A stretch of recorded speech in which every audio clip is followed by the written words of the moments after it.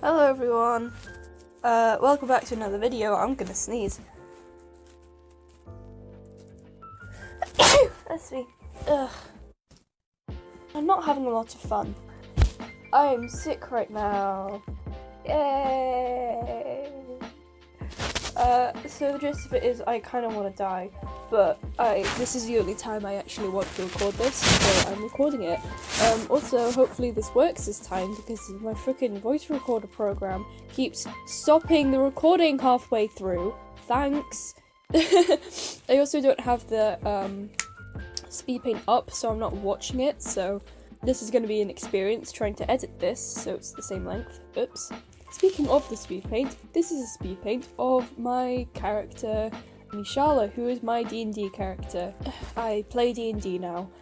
We're like 4 sessions in, and every single time I say that, I'm like, oh, that's not that much D&D, but like, that is like 3 to 4 hours every session. Hey, shout out to my fucking voice recorder program, which just shut off there. Thanks, asshole. But yeah, as I was saying, in this video I want to talk about kind of what making Nishala was like, because I thought that she was going to be like really easy to make, like basically like every other one of my characters, but like, you know, in a D&D setting, but that didn't work out the way I thought. My main struggle was because when I usually make characters, they're like, right, I have like 3 main sets of characters basically. There's 2 that are named, which is the Labyrinth and 3rd Times the Charm, and 1 that isn't, and currently the file on my computer, or the folder on my computer that has everything in, is called Gay Pride Demons, because I don't have a better name for it. Gay Pride Demons is like urban fantasy, but I literally haven't done anything with it, so I have no idea how magic works, or the world. All I really know is that it's basically the real world plus magic, which makes it really easy to make characters for, because I just make characters who live in the real world, but with magic, you know? And then with the other 2, the Labyrinth and 3rd Times the Charm, I don't think I've talked about the Labyrinth that much, but I do have speed paints to some of the characters. So 3rd Times the Charm is the one that has Winter and Ellery and some other characters that you haven't met. I don't think I've ever posted about Cass. Oh, I have a speed paint of Hallie on my channel, who's one of the characters. Though her design's changed a bit. But and then there's the Labyrinth, which I think the only characters that I've ever posted about on this channel are Miko and Calder, because I keep drawing them like cute couple pictures, which, because they are a cute couple and they were the first couple I ever made. Does it surprise you that the first couple I ever made were gay? But those 2, I make the worlds, you know? So obviously I'm very familiar with the worlds because I'm the one who has created them. I know them inside out because I've designed them. So that's 2 different instances where either fitting a character into a world has never been that difficult for me, because either they live in basically the real world plus magic, or they live in a world of my own creation. With D&D, I was creating a character for a world that I was very unfamiliar with because I never played D&D before. My only experience with D&D was listening to the Adventure Zone. I don't think that was the most reliable source of information for what most D&D goes like, as much as I do love the Adventure Zone. So that was one thing. So I was like, oh god, where does her family live? Where does her family live? I still don't really know where her family used to live, but that's not that important because now she lives in Waterdeep. But kind of once I got started, it got a lot easier when I realised that it didn't really matter that much, exactly like her family lived, for example. Once I kind of stopped worrying so much about that, the actual creation of her character was relatively simple and came quite quickly. Okay, so, basic information about Nishala. She is a half-elf bard, she's 5'2", and currently she's at like level 3. Okay, so I'm gonna start off with basically her personality, which is she's incredibly optimistic and she always basically believes in like new beginnings, like, yeah, today is another day, you know? And she's pretty upbeat and cheerful most of the time, or at least she seems pretty cheerful most of the time. She is also like really kind and puts others before herself, though that kind of goes into negative territory there, because one of her motivations for that is because she's always worried that she's not doing enough. She basically is a very anxious kid. I say she's a kid, she's 22, but which makes her the oldest character in our party, which is kind of hilarious. Well, adult of the group, she can sometimes be towards other people quite clingy or worried, like, oh no, am I doing something wrong?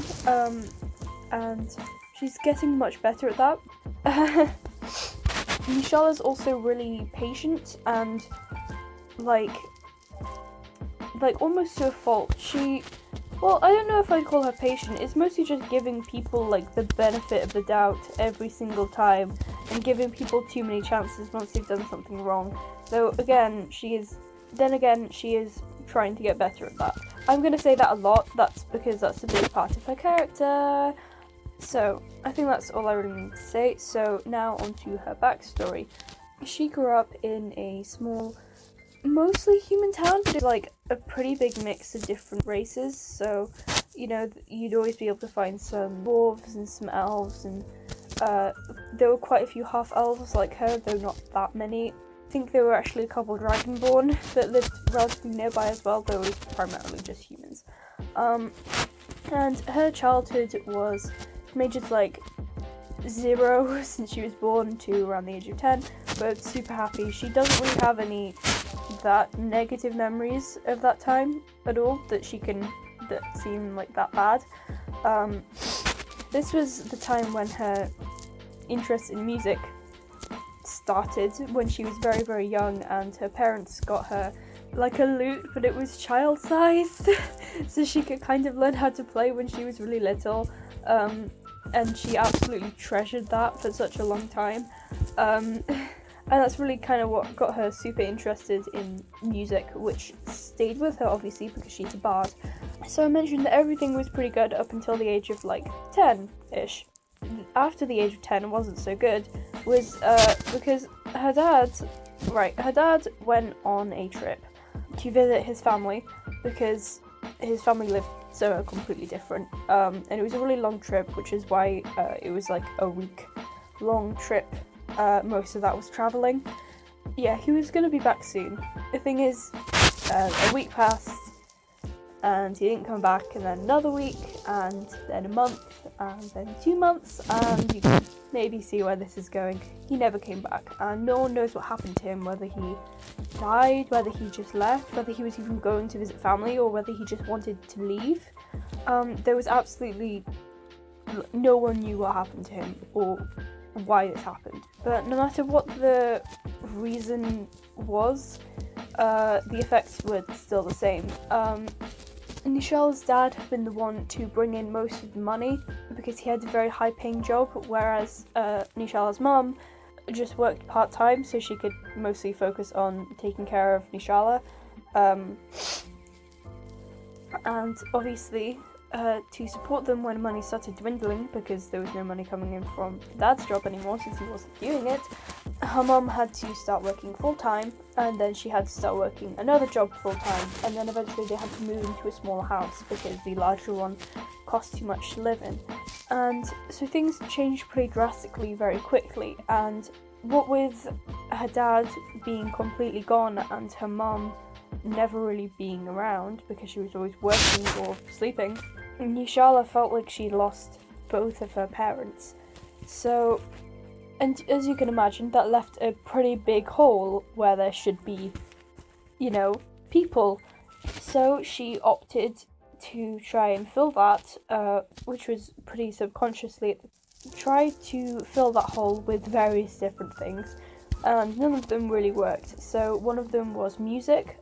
She started playing more instruments. She actually started trying to write music at this point, though she wasn't particularly good at it, because she was, again, like 10.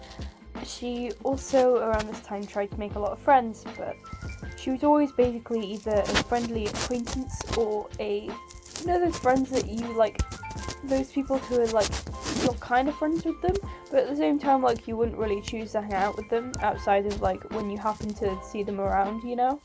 Yeah, she basically had that relationship with everyone she'd ever met. So that's kind of how things were for quite a while, her trying to fill it with friendship, until she reached the age of around 12. when she started getting crushes on people, and now is probably a good time to mention Nishala is homoflexible. If you don't know what that means, it's basically like almost like being bisexual, as in she potentially could be attracted to anyone, but the chances of the person that she's attracted to being a girl are so ridiculously high that there's a whole word for it. So when she was around 12 was when she started getting crushes, and she thought to herself, hey, I really want to be in like a relationship. And when she was 13, she got her wish, though it was a very short-lived relationship because the other person in the relationship, Hillary, who was a elf girl, was a dick. Basically, what happened was she broke up with Nishala because she thought that she deserved better than someone who was only half elf. So fantasy racism, I guess. She basically spent that time of her life, and that time of her life, by that time of her life, I mean from ages 13 when she had her very first relationship to 22, which is how old she is now. And I say that for a reason. And the reason I say that is because all of her relationships ended badly, possibly with the exception of her latest relationship.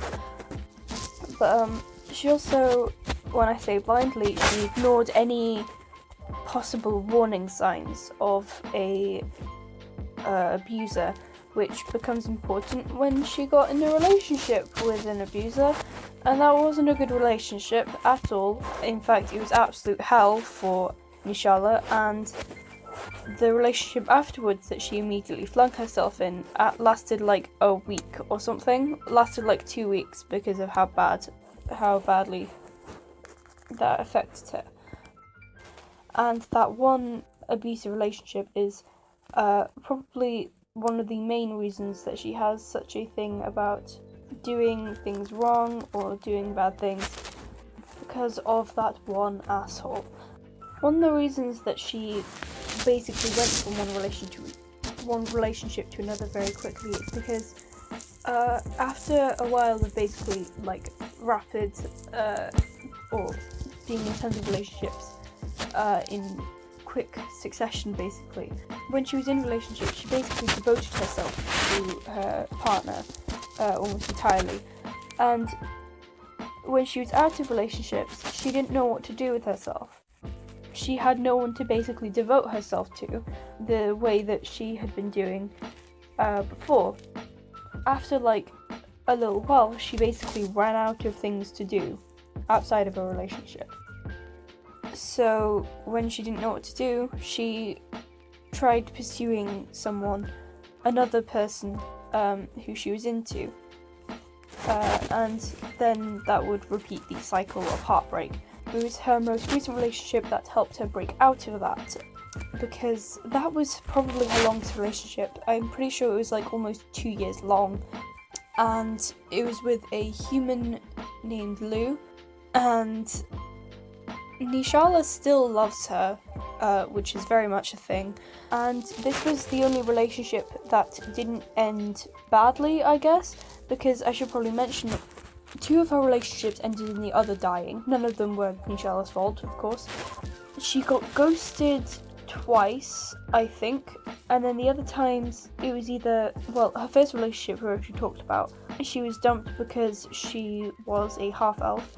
She was dumped because she was too clingy, or because she was too emotional, because she never left the person alone, and it was all things like that. One of them was that she was basically, after that one abusive relationship, the following relationship ended because she was so messed up over it still.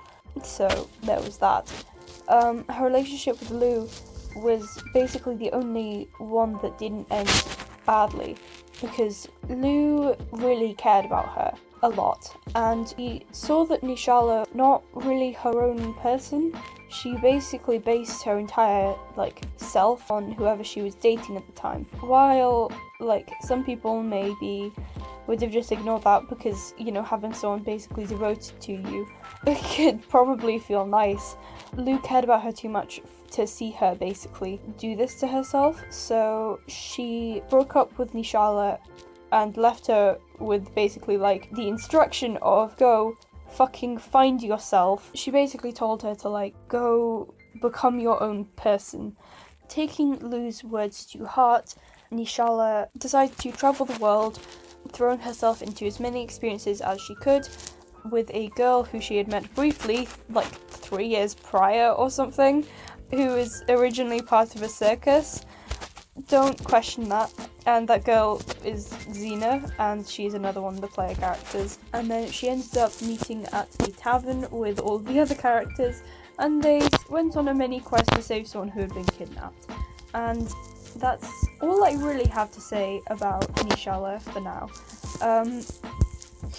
I would love to like make videos about the other characters in our group, except I don't know like 100% everything about them, obviously, because again we're only 4 sessions in.